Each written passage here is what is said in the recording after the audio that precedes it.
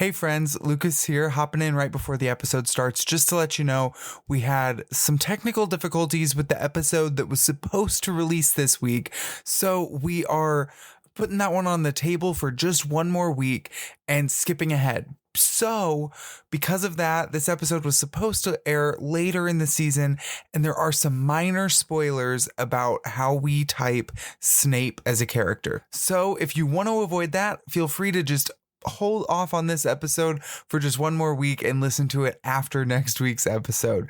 This one was so much fun, and I can't wait for you to hear it. Welcome to Typecasting, pop culture by the numbers. You're just as sane as I am. I think I'm a little more sane than... Actually, you're probably more sane than me. You're a little more stable. Well, oh, thank you. Thank you. I'll take it. You know what? If anybody calls me the more sane one, I will just take the compliment.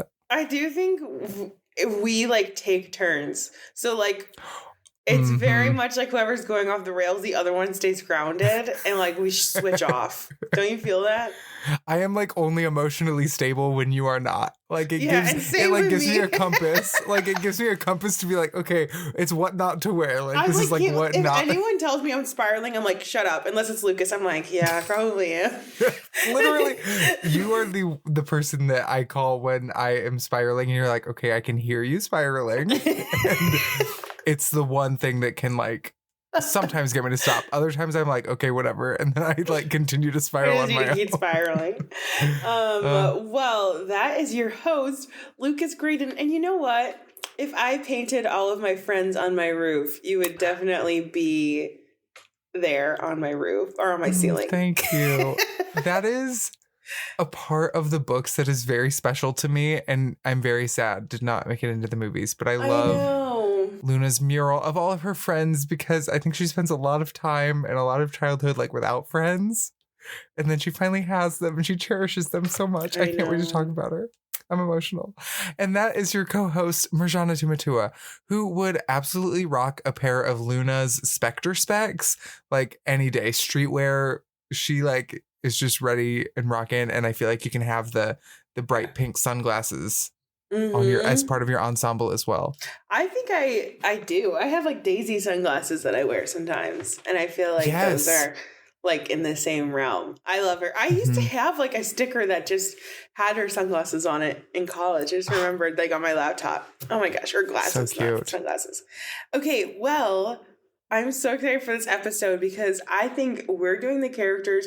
If we were legitimately in Harry Potter world, if we were at Hogwarts, I do not think we would be friends with the Golden Trio. I do think we would be friends with the Silver Trio, who we're talking about today. Mm-hmm. Yeah, and I think, obviously I'd be dating George Weasley, so it would be a little... Yes, we have established this. We've established that, so I don't know what grade that puts me in, what year I'm in.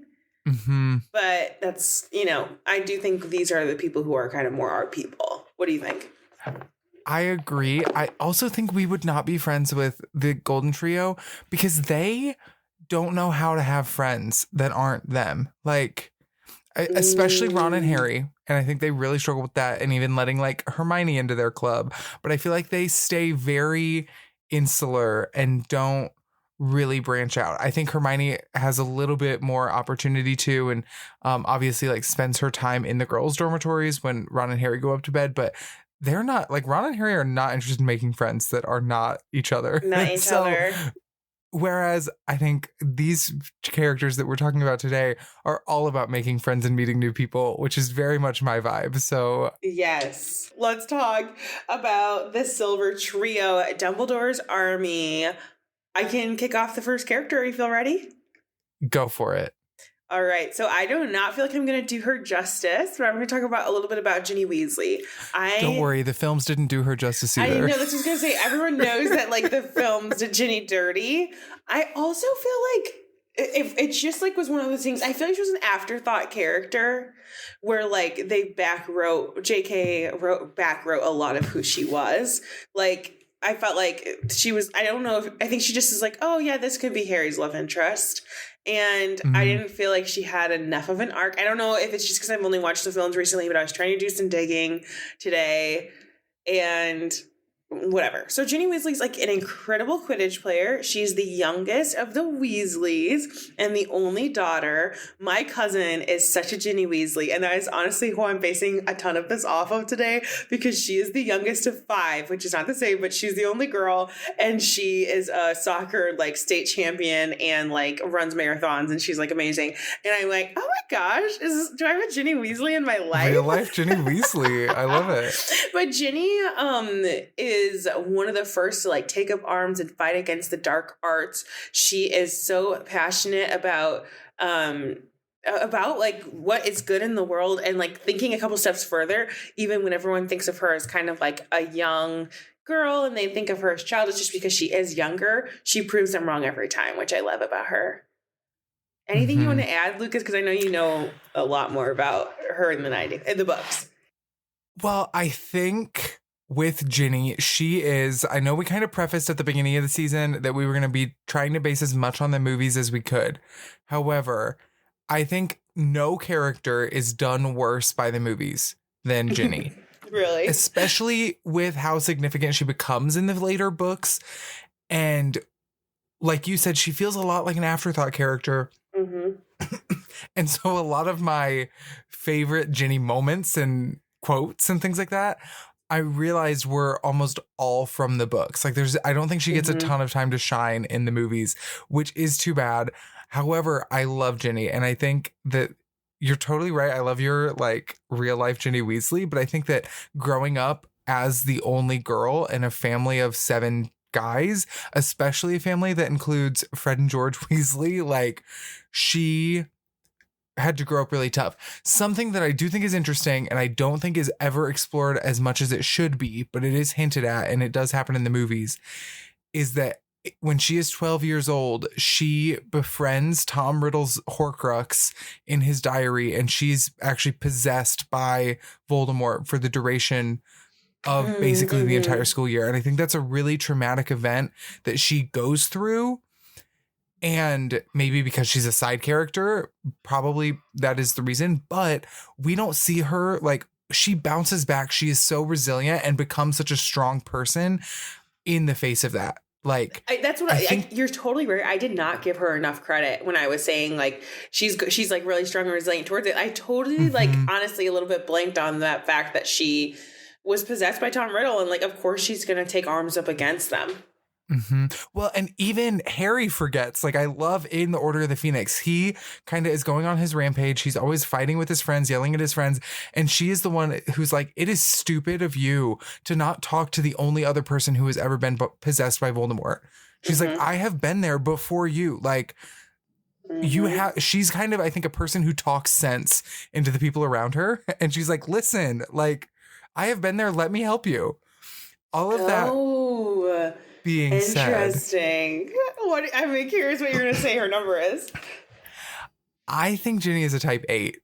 I think she's a challenger. I think she grew up like needing to assert herself and like assert her place to like, Ron even says when he first introduces Ginny to Harry, he's like, she usually never shuts up, but because she meets him as a young girl and like has a crush on him, like she's loud, she establishes herself. She reminds me a lot of her mother actually in that way. Like, I know we've talked about Molly already, but she is so fiercely protective of the people that she loves. Not only is she great on the Quidditch pitch, she's an extremely talented witch. She's super powerful with like curses and hexes and things like that. But she also, even from a young age, before her whole encounter with the diary, and this is a scene in the movies too, when they are at Flourish and Blotts, they're at the bookshop and Harry gets pulled up to talk to Gilderoy Lockhart and sign autographs or whatever. And Draco is throwing a little fit. He's like, wow, famous Potter, can't even go into a bookshop. And Ginny, like, younger than him, he is like part of a very respected family in the wizarding world, stands right up to Draco and like stands up to him. Like, I think she's always about like standing up and pushing back. She is also, I think, a leader of the charge when Ron, Hermione, and Harry are on the run in Deathly Hallows. keeping Dumbledore's army alive and keeping them safe inside of Hogwarts while Snape is running the school. And I see so much of that fire in her. And like, she can be really vicious when she doesn't like somebody, whether that be Fleur or she and Ron get into some really intense fights in the books about her PDA because she and Dean Thomas are like making out around the castle and stuff. But she in that too, I think she's unapologetic. She's like, I'm here to do what I want and like take care of the people that I care about in the process, but she's never going to apologize for who she is, for taking up space. And I think like she has a lot of the strengths of the 8 in all of that. What do you think? Oh my gosh. I love that. So this is so funny because we have a reverse Molly Weasley situation happening here. Oh. Where I thought she might have been a 2.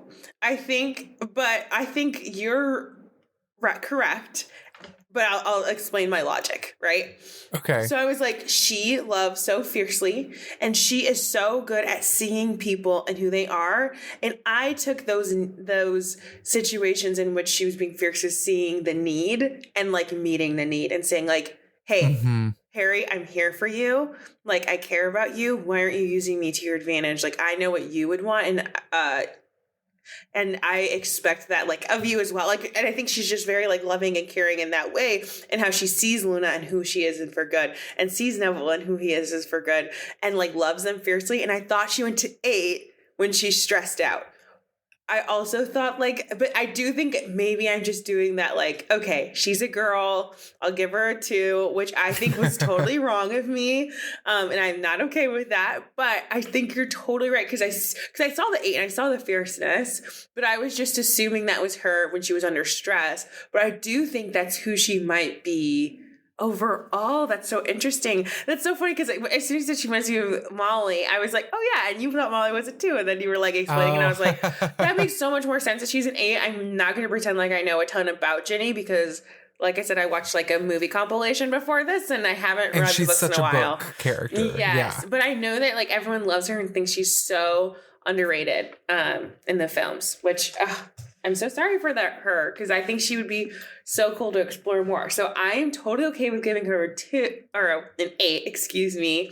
What do you think her wing is? I think she has such a wing 7. I think she has the like mischievous nature of her brothers too. Like she likes to make good trouble. Like she wants to be the one that like is fighting back against Umbridge and things like that. Like I see that like.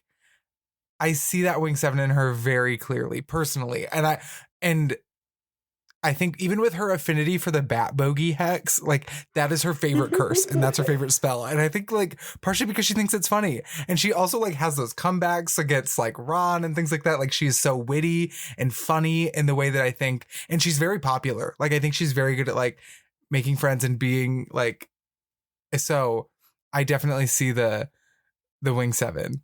Do you see that? I love it. Oh, yeah, absolutely. And I love your read on her as a 2, specifically in her relationships with Luna and Neville. And I think that it works with the 8 too, in the way that 8s will like find people that they can like bring under their wings. Like 8s will be like, okay, I'm here. Like I see somebody who may be vulnerable and I'm going to like protect them. Like I'm going to be like their defender and their protector, and like you have to go through me first. And I think Luna and Neville both occupy places in the social stratosphere of Hogwarts that like she sees, and she's like, you know what, I'm gonna take Neville to the Yule Ball. Like I'm gonna be Luna's only friend. Like, oh, I know. And she does, and I just like I see that so deeply in her, and I just love how, because like I don't know, and maybe I should do some research on like, I think 4s actually are pretty good at this, of like seeing the beauty in like every person, and I think she's so good at that, and also seeing like the down, like how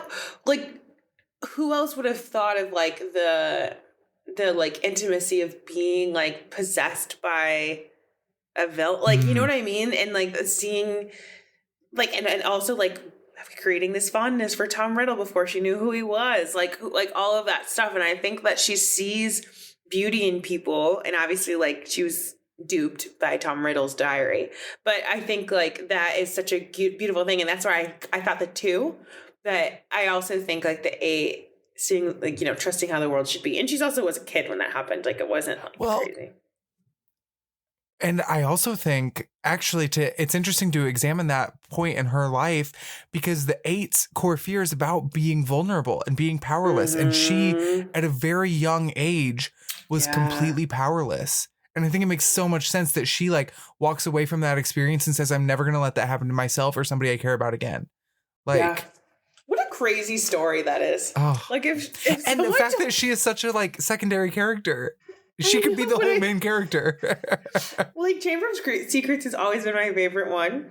But I'm all like when I was a kid. But now that I'm older, I'm like, that is kind of a wonky story. Like a lot of things happen.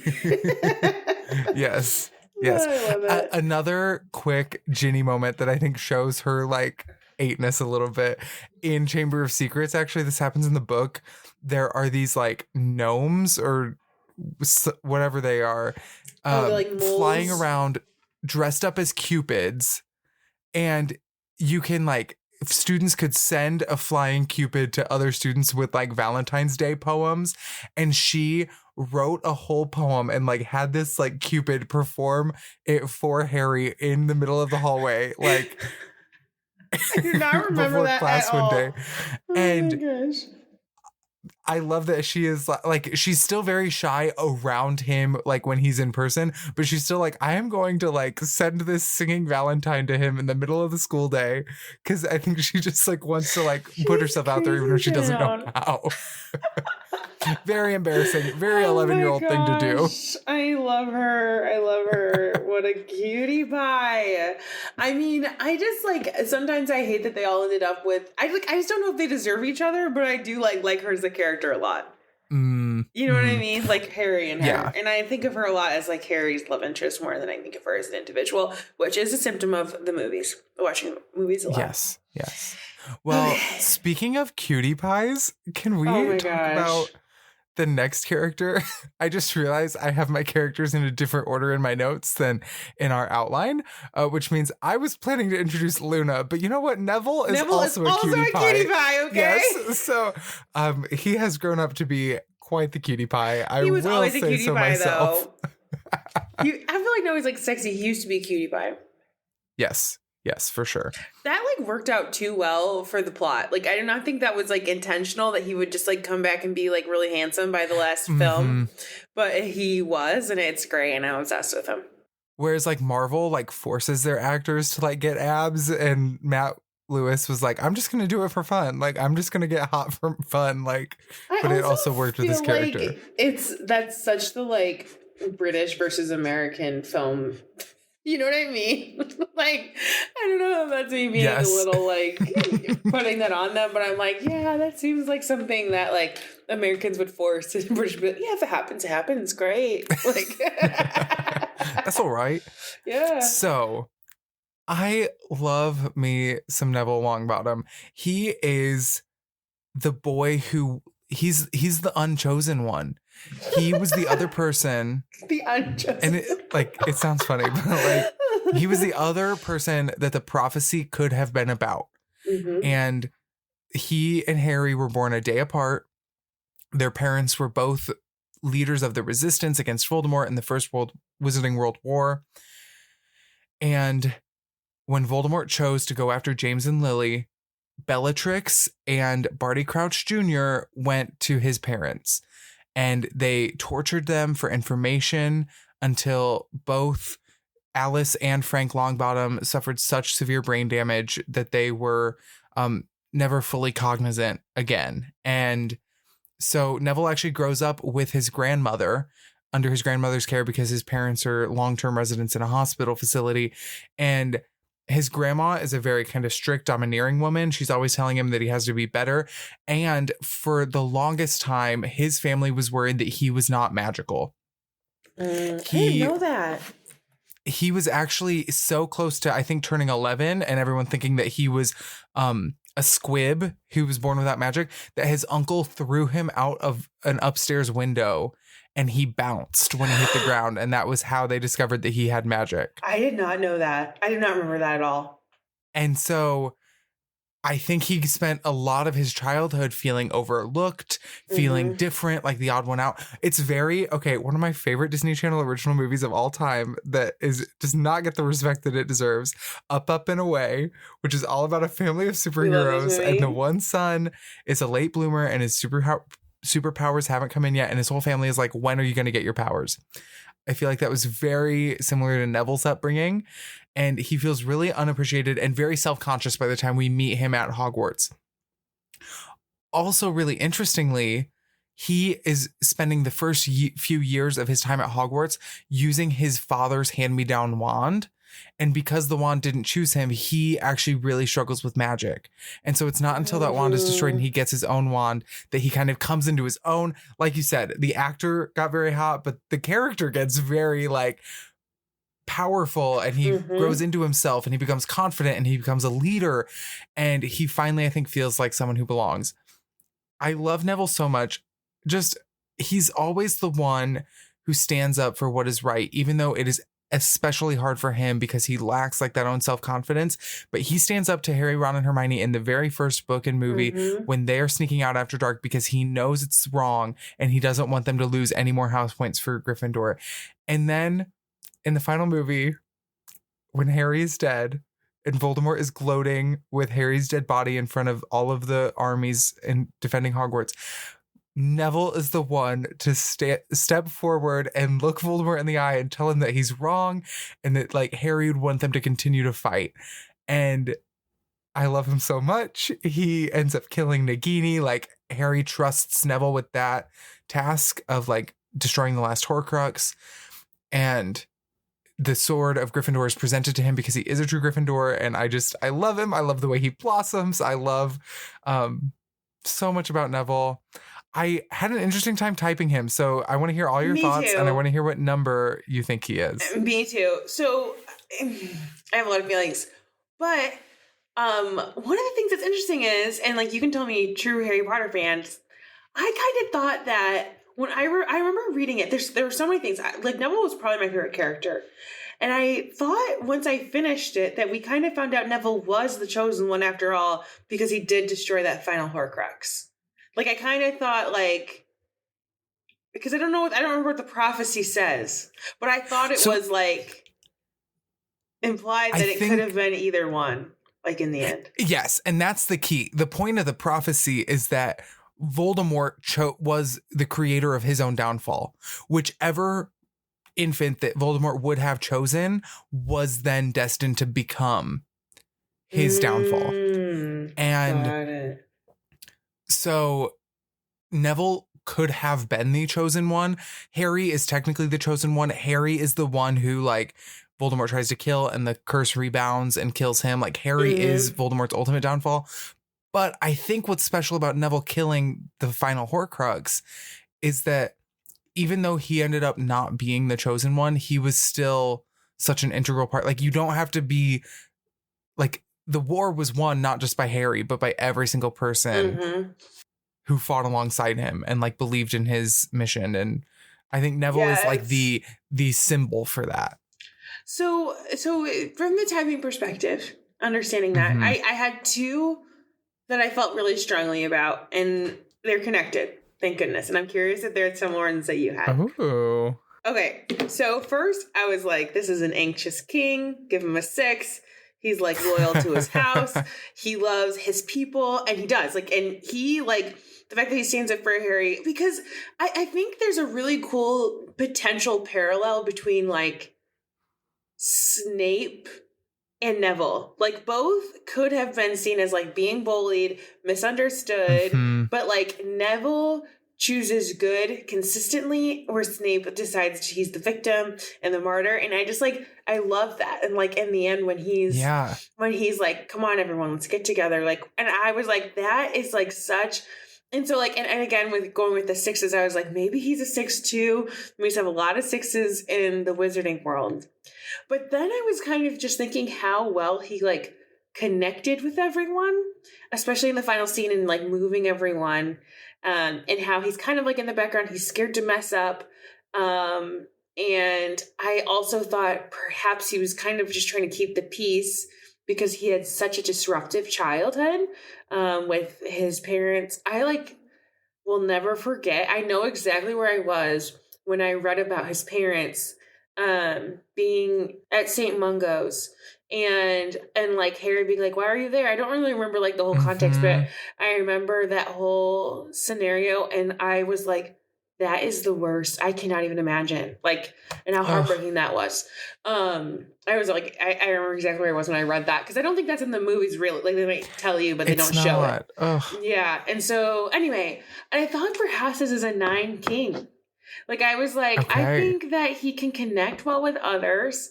He chooses to be in the background, but we see that beautiful arc that I think is like so special of 9s, that when they learn that they don't have to just be in the background to keep the peace, but they can advocate for peace. And I was like, that is such a beautiful testament, a beautiful like position for 9s to be in. And since 9s and 6 can move between each other, I was like, I think I'm onto something. And I was really curious what you had to say, Lucas. Okay, neither of those numbers were on my list at the beginning of this. However, as I was talking about Neville, I had to write down one of those numbers. But I also had 2 numbers that were connected. I hate when this happens. Me too. So my first thought, I've kind of gone back and forth on Neville. One of my first thoughts was the type 1. Because the thing he spends, especially in the first book, he spends almost the entire year very unsure of himself, very like timid, afraid, self-conscious. And the one thing that like allows him to stand up to his friends is that they are breaking the rules. They are going out and he says like, this is wrong. You should not do this. That is like where he finally like plants his stick in the ground and says like, I'm going to stand up to you. I'm going to do the right thing. God bless him. And so that was where the type 1 came in. The other number that like I think first popped out to me was the type 4, because he spends like his entire life feeling wrong, feeling different, feeling like the only one in his family without powers. I think feeling very lonely because he doesn't have a strong connection with his parents and he doesn't have a very affectionate relationship with his grandma. And so I think I saw that like the loneliness, the being different, being overlooked of the type 4 as well. But like he doesn't use any, like that's just his story. Like he didn't take anything from that. Yeah.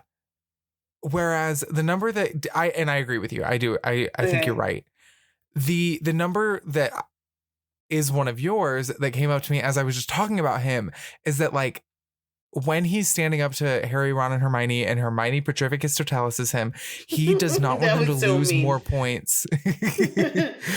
He does not want them to lose more points for Gryffindor. He is trying to stand up for his house. He is like trying to like stand by his people and do what's right in the way that I see a type 6.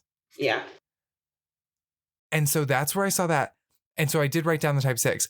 But what I'm thinking about now, and so I'm all over the board with him. I think I'm with you somewhere on that the trio of the anchor points now, though. The 9, the 6, or maybe the 3 in the way. And so actually, this is going to be very roundabout. I'm like, I'm excited to hear what you're going to say. I think I'm here on the 9. Okay. Because he also in strength and in growth becomes such a leader. He sees that need, and he is the person who like he is really caring for and protecting for the younger students who are trapped in Hogwarts, like under Snape's rule. He is running Dumbledore's army in Harry's stead. He's the one who like comes down the passage in the portrait and is like, I'm going to keep you up to speed. Like I'm the one in charge now. But I love what you have to say about like the 9 learning, like to step forward and to like be the advocate for peace and to like step forward in peace. And like, I see that so much in the 9 moving to the 3 in strength. And then being the 9 at the core. I love it. I just went on that journey literally as I was talking, but I think now I'm on the 9. I just love it because that's exactly how I thought. Like, I mean, I know I explained it and you like came on board, but I was like, I love the idea that like, because I think sometimes we just are like, oh yeah, I think sometimes people don't count nines for like who they can be, because I think they can be incredible leaders because they can access that 3, but also just like they have such a good understanding of who people are because they spend so much of their time like outwardly empathizing. And so I'm like, he's such a good example of like how he turned, and I think he has a wing 1. Like I'm like sure of that. Agreed. I thought that's like where I was when I was thinking the 1, and that was why I thought the 9 maybe more than the 6, is because it was like an obvious one. But just like how 9s can be such innovators and leaders because they're so able to like connect to everyone in the room, and I love that, and I think that's like something we don't get to see represented too often. I love that. I think you had such a great argument. I don't think I could have gotten there by myself, but I loved everything you had to say, and I think that is such a beautiful read on his character. Good. Well, I love Neville. So this was yours. This was your like territory, your home field advantage. You were like, yes. I got Neville down. Well, I didn't know if I had him down, but I did want to do him justice. You know, like so I came in today, I was like, yes, Luna, yes. I feel like we're going to be on the same page about, so I'm interested to hear. Oh, I'm very torn on Luna. So, oh, really? I think we'll be on the same page. I think we will. I'm like fairly confident. So, okay, great. Let's see what happens.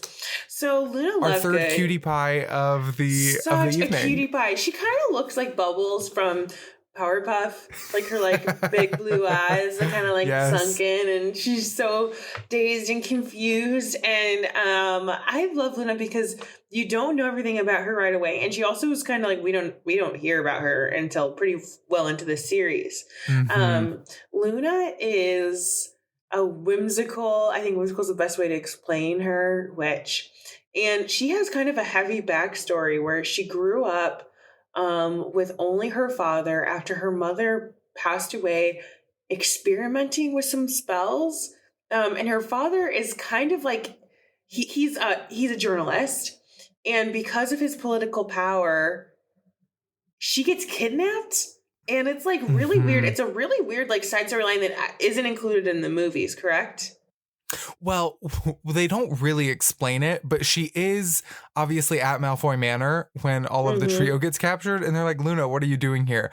But they don't, I think, explain her father and the Quibbler and the political machinations of it all as much in the movies. Because they're kind of onto it like from day one. And it's like one of those things that's really cool about her. She just kind of seems like a hippie in our world. And all of her conspiracy theories turn out to be true. And I love that, like, she gets that because, like, everyone's believing, like, Rita Skeeter. And she's, like, spinning all these tales. Like, meanwhile, Luna is, like, it sounds a little off the walls, but, like, it is what is actually happening. And I just can't even imagine her frustration, or my frustration would have been when, like, no one's believing my father, or they think we're all crazy. And in fact, like, most of what we believe is like coming to fruition. Or I know about Thestrals, yeah. Thestrals. And I just really appreciate her as a character.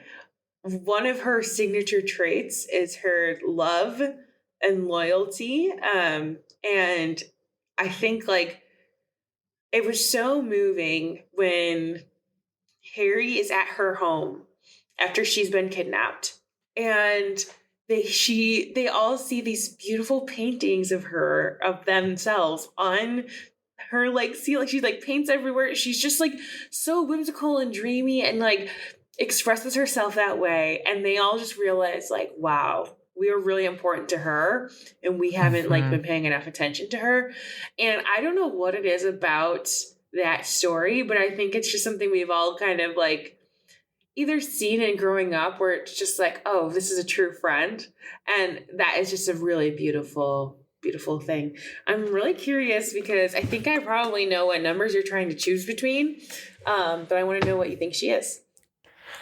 Okay, so my first thought with Luna, literally one of the characters I thought of when we first dreamed up the idea of typecasting, because I was like, oh my gosh, Luna is such a 4. Like, she's so weird. She's so out there. She's so dreamy and eccentric and whimsical.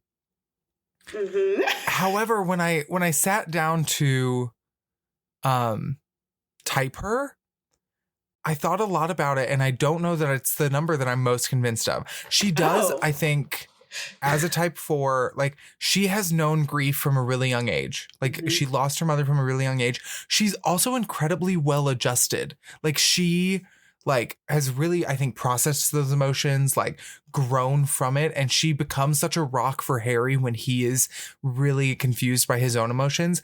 And in that way, she is very empathetic. She's such a good listener, I think, and just a good resource. She's super non-judgmental. However, I also don't see a ton of the, like, deep emotions in Luna, which I think is interesting. Like, I think more often... Okay. I'll transition to my other type. I think more often she is off in her own little world. She is so non-judgmental. She is curious. She is observant. And she is literally living in her own little world in a way that I actually think I feel more closely aligned to the type 5 than I do the type 4. I thought she was going to be a 4 when I first typed her. But then I was like, she is so... like open and just wants to know everything about the world. Yeah, that's true. That is so open-minded in the way that, like, she questions everything. She's gonna, like, question the ministry and question the existence of these creatures. Just because you haven't seen something doesn't mean it's not true, kind of thing. And in the way that I think she has that curious mind of being a type 5. So I'm very torn between those two numbers. And I wanna hear what you think. Well, at least they touch. When you were explaining that, I thought you were going to go for the 7. So I was like, I didn't think about that. But I don't think she runs from emotions, like, at all, which is, like, what the 7s do. So she's not a 7. Yeah. Sorry, guys out there. But I was, like, also 4. I loved it. I had the Enneagram and just going to, like, read it out loud. I was like, yep, she's sensitive. She's withdrawn. But I'm, like, very expressive. But I love that thought about the 5 because I don't think she's a super, like, traditional, in quotes, 5. Like, it's not what you think of when you think of 5 as, like, this brightly dressed, like, very expressive young woman. But I totally think you're right. Like, as soon as you say she's in her own little world, and it's a beautiful place to be, and I think she is creative, I think she's, like, a very strong wing 4, but I do think she's a 5. I love that. Sorry, I don't have much to say. I'm just like, yeah, that makes sense. No, thank you. I'm glad you agree with me because I really thought she was a 4. And then I was like, I don't know. 4s have a lot of, like, inner turmoil and and I think she is, like, and she doesn't so much more interested. That. Yeah, I think she's so much more interested and invested in the people around her than she is in, like she is bullied constantly. Like, her things get stolen and people think she's weird. And she just, like, could not care less about what other people think of her because she is just, like, I think so confident in herself and, like, self-reliant in that way. I love that. I agree. Wing 4. Although she has, I think, those deep ties and, like you talked about, like, the mural of her friends and things like that. She maybe borrows from both wings at times to get some of that 6. But yeah, I think 5 wing 4 is definitely the number that came to me later, but I like that you see it too. I do too. That's awesome. All right. Well, thank you so much. I had so much fun with this episode, and I cannot wait for next week. Bye. Thank you for listening to Typecasting. Leave a review and tell your friends about the show. Follow us on Twitter, Instagram, and TikTok at Typecasting Pod for more Enneagram and pop culture fun.